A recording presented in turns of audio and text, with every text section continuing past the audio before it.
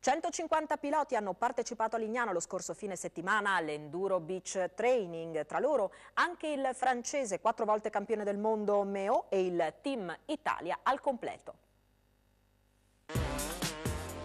Si respirava un clima mondiale lo scorso weekend sulla spiaggia di Lignano Sabbiadoro in occasione dell'Enduro Beach Training. Tra gli oltre 150 piloti impegnati nei test di allenamento sulla sabbia, il 4 volte campione del mondo di Enduro, il francese Antoine Meo con il team KTM Farioli, il campione europeo Maurizio Micheluz, il triestino Alessandro Battic, pilota ufficiale Honda nel mondiale Enduro, ed il Team Italia al completo, 2 giorni di test sulla pista perfettamente preparata sulla spiaggia della località friulana, in vista dell'appuntamento del 21 e 22 febbraio, con la grande novità dell'Enduro nazionale, la gara di apertura degli assoluti d'Italia e l'inedita Lignano Enduro Beach Race. Antoine Meo, campione del mondo, un 2014 da dimenticare per un infortunio, però sicuramente vuoi vendicare la pelle in questa nuova stagione, ma innanzitutto si parte con il Touquet.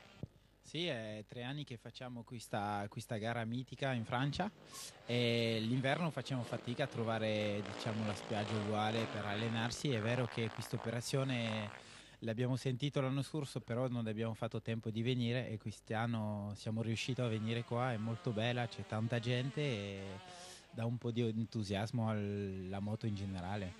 E tu per il 2016 si parla di Dakar.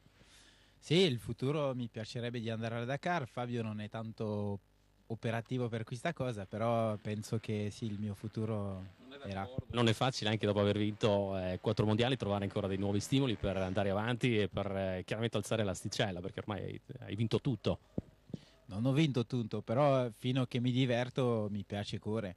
Dopo sicuramente che andare a Dakar è una nuova challenge per me, imparare la navigazione. Diciamo, non è un altro sport, però è molto diverso, quindi dà un stimolo di fare.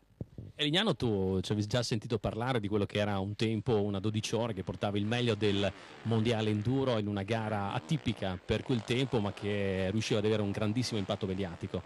No, ho sentito che Fabio è stato un grande pilota a Legnano, ha battuto 2 finlandesi qua, quindi oggi sarebbe curioso di vedere lui andare sulla sabbia, però non c'ha voglia.